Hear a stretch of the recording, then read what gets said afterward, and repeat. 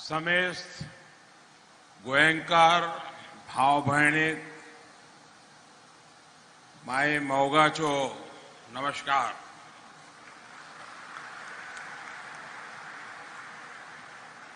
गोवांत येवन म्हाका सदांच खोस भोगता। मंच पर उपस्थित गोवा के गवर्नर पीएस श्रीधरन पिल्लई जी, यहां के लोकप्रिय मुख्यमंत्री श्री प्रमोद सावंत जी, केंद्रीय मंत्री श्रीपद नाइक जी, ज्योतिरादित्य सिंधिया जी, अन्य सभी महानुभाव, देवी और सज्जनों, गोवा के लोगों को और देश के लोगों को नए बने इस शानदार एयरपोर्ट के लिए बहुत बहुत बधाई। पिछले 8 वर्षों में जब भी आपके बीच आने का मौका मिला है तो मैं एक बात जरूर दोहराता था। आपने जो प्यार, जो आशीर्वाद हमें दिया है, उसको मैं ब्याज सहित लौटाऊंगा। विकास करके लौटाऊंगा। ये आधुनिक एयरपोर्ट टर्मिनल उसी स्नेह को लौटाने का एक प्रयास है। मुझे इस बात की भी खुशी है कि इस इंटरनेशनल एयरपोर्ट का नाम मेरे प्रिय सहयोगी और गोवा के लाडले स्वर्गीय मनोहर पर्रिकर जी के नाम पर रखा गया है।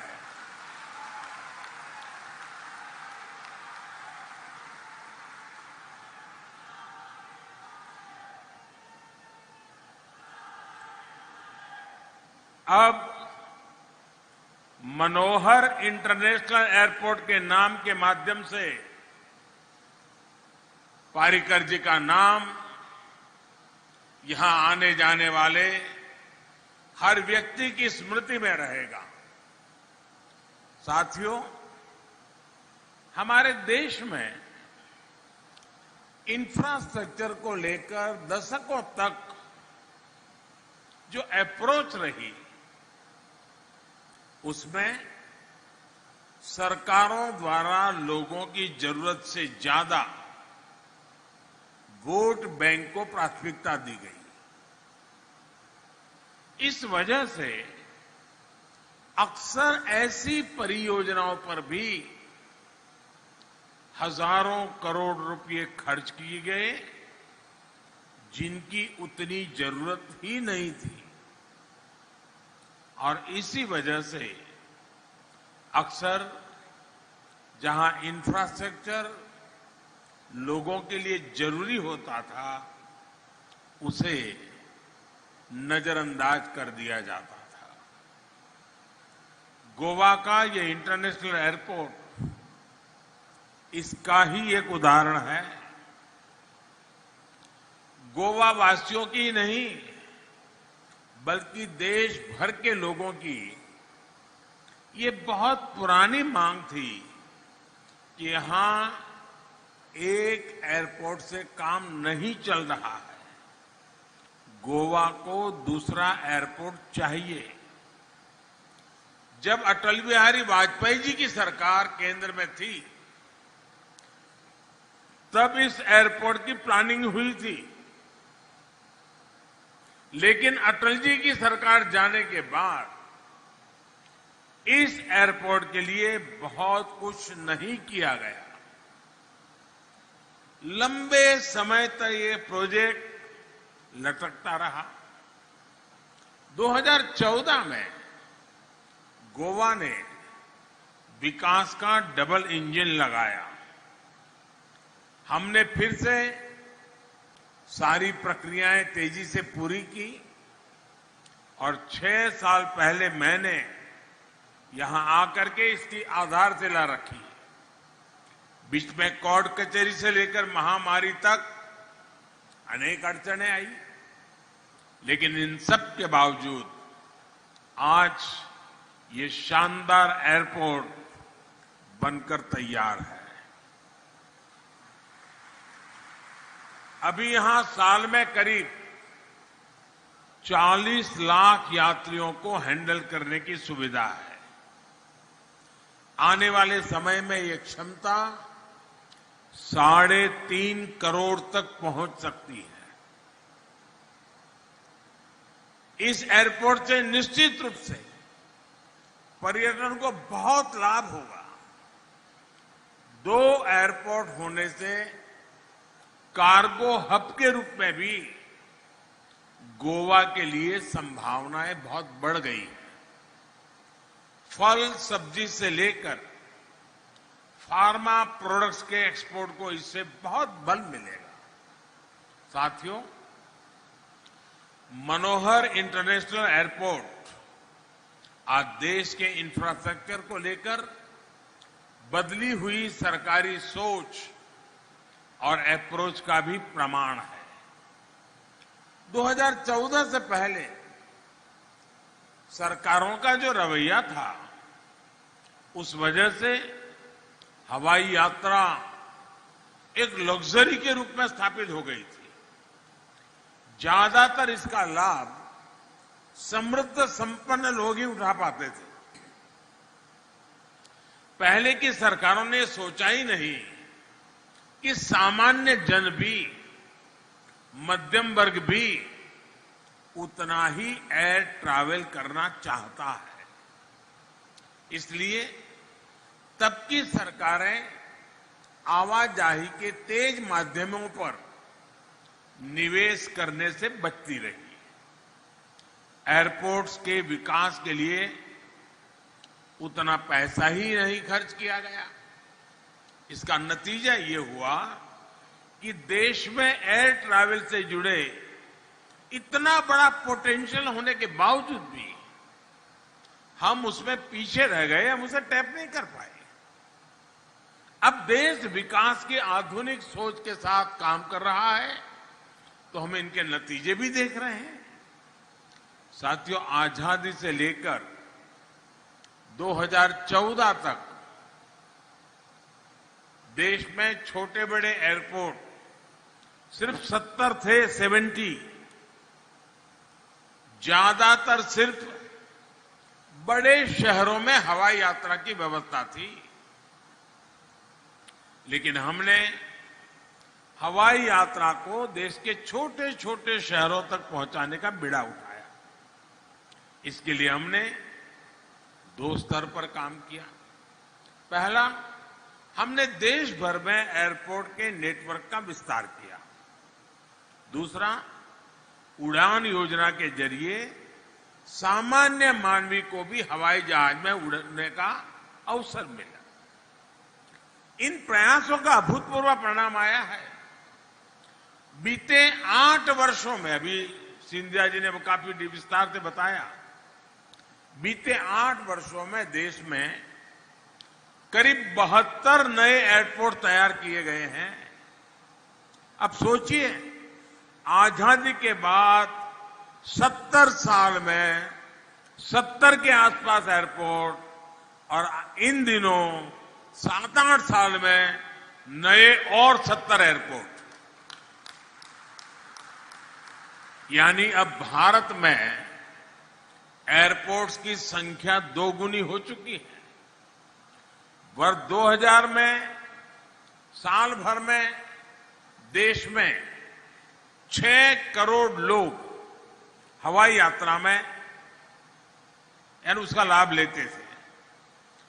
2020 में कोरोना काल से पहले ये संख्या 14 करोड़ से अधिक हो गई थी। इसमें भी 1 करोड़ से अधिक साथियों ने उड़ान योजना का लाभ उठाकर हवाई यात्रा की थी। साथियों, इन सभी प्रयासों की वजह से आज भारत दुनिया का तीसरा सबसे बड़ा एविएशन मार्केट बन चुका है।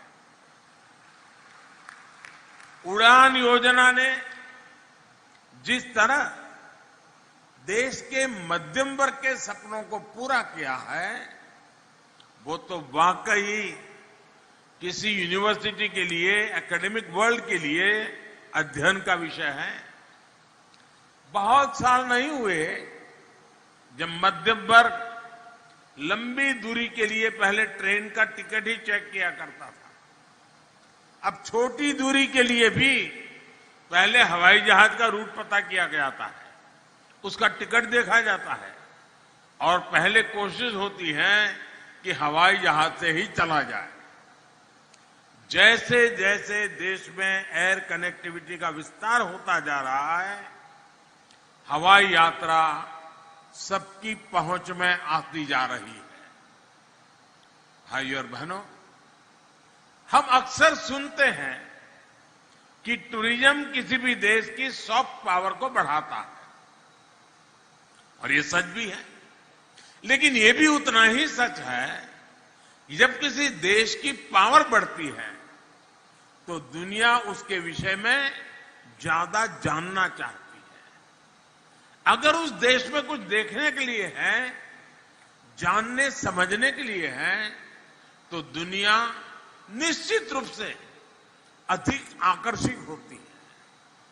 आप अतीत में जाएंगे तो पाएंगे कि जब भारत समृद्ध था तब दुनिया में भारत को लेकर एक आकर्षण था। दुनिया भर से यात्री यहां आते थे, व्यापारी कारोबारी आते थे, स्टूडेंट्स आते थे, लेकिन बीच में गुलामी का एक लंबा कालखंड आया। भारत की प्रकृति, संस्कृति, सभ्यता वही थी, लेकिन भारत की छवि बदल गई, भारत को देखने का नजरिया बदल गया। जो लोग भारत आने के लिए आतुर रहते थे, उनकी अगली पीढ़ी को यह भी पता नहीं रहेगा कि भारत किस कोने में पड़ा है। साथियों, अब 21वीं सदी का भारत नया भारत है। आज जब भारत वैश्विक पटल पर अपनी नई छवि गढ़ रहा है, तब दुनिया का नजरिया भी तेजी से बदल रहा है। आज दुनिया भारत को जानना समझना चाहती है। आज आप डिजिटल प्लेटफॉर्म पर जाइए, कितनी बड़ी संख्या में विदेशी भारत की कहानी दुनिया को बता रहे हैं। इन सभी बातों को ध्यान में रखते हुए अब बहुत जरूरी है कि देश में ईज ऑफ ट्रैवल उसको सुनिश्चित कर दिया जाए।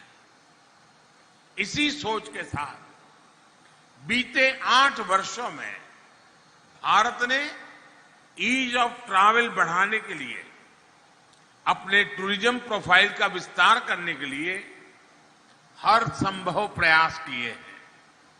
आप देखेंगे कि हमने वीजा की प्रक्रिया को आसान किया, वीजा ऑन अराइवल की सुविधाओं को बढ़ाया, हमने आधुनिक इंफ्रास्ट्रक्चर और लास्ट माइल कनेक्टिविटी पर फोकस किया। एयर कनेक्टिविटी के साथ ही digital connectivity, mobile connectivity, railway connectivity, हम सभी पर ध्यान दे रहे हैं। आज रेलवे से अधिकतर टूरिस्ट डेस्टिनेशन जुड़ रहे हैं। तेजस और वंदे भारत एक्सप्रेस जैसी आधुनिक ट्रेनों रेलवे का हिस्सा बन रही हैं। विस्टाडोम कोच, वो ट्रेनें पर्यटकों के अनुभव का विस्तार कर रही है। इन सभी प्रयासों का असर भी हम निरंतर अनुभव कर रहे हैं। साल 2015 में देश में डोमेस्टिक टूरिस्ट की संख्या 14 करोड़ थी। पिछले साल ये बढ़कर करीब 70 करोड़ तक पहुंच गई थी। अब कोरोना के बाद देश और दुनिया भर से टूरिज्म बहुत तेजी से बढ़ रहा है। गोवा जैसा टूरिस्ट डेस्टिनेशन में सबसे पहले वैक्सीन लगाने के फैसले का भी लाभ गोवा को मिल रहा है और इसलिए मैं प्रमोद जी और उनकी टीम को बधाई देता हूं। और साथियों, हम सभी जानते हैं कि टूरिज्म में रोजगार, स्वरोजगार की सबसे ज्यादा संभावनाएं हैं। पर्यटन से हर कोई कमाता है, ये सबको अवसर देता है और गोवा वालों को समझाने की जरूरत नहीं है। इसलिए डबल इंजन की सरकार पर्यटन पर इतना बल दे रही है, कनेक्टिविटी के हर माध्यम को सशक्त कर रही है। यहां गोवा में भी 2014 के बाद से हाईवे से जुड़े प्रोजेक्ट पर 10,000 करोड़ रुपए से अधिक का निवेश हो चुका है। गोवा में ट्रैफिक की समस्या को कम करने के लिए भी लगातार काम किया जा रहा है। कोंकण रेलवे का बिजलीकरण होने से भी गोवा को बहुत लाभ हुआ है। साथियों, कनेक्टिविटी के इन प्रयासों के साथ ही सरकार का जोर हेरिटेज टूरिज्म को प्रमोट करने पर भी है। हमारी जो धरोहरें हैं, उनके रखरखाव, उनकी कनेक्टिविटी और वहां सुविधाओं के निर्माण पर बल दिया है। गोवा में ऐतिहासिक अगोड़ा जेल कॉम्प्लेक्स म्यूजियम का विकास भी इसका उदाहरण है। आधुनिक टेक्नोलॉजी का उपयोग करते हुए हम देश भर में अपनी धरोहरों को और आकर्षक बना रहे हैं। देश के तीर्थों और धरोहरों की यात्रा करने के लिए विशेष रेल भी चलाई जा रही है। साथियों, वैसे मैं आज गोवा सरकार की एक और बात के लिए सराहना करना चाहता हूं। गोवा सरकार फिजिकल इंफ्रास्ट्रक्चर के साथ ही सोशल इंफ्रास्ट्रक्चर पर भी उतना ही बल दे रही है। गोवा में ईज ऑफ लिविंग बढ़े, यहां पर कोई भी व्यक्ति सरकारी योजनाओं के लाभ से वंचित ना रहे, इस दिशा में स्वयंपूर्ण गोवा अभियान बहुत सफल रहा है, बहुत अच्छा काम किया गया है।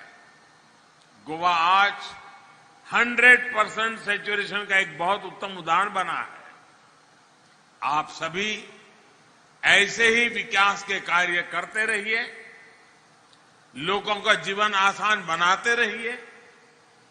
इसी कामना के साथ मैं इस भव्य एयरपोर्ट के लिए आप सबको बधाई देते हुए मेरी वाणी को विराम देता हूं। बहुत बहुत शुभकामनाएं, बहुत बहुत धन्यवाद।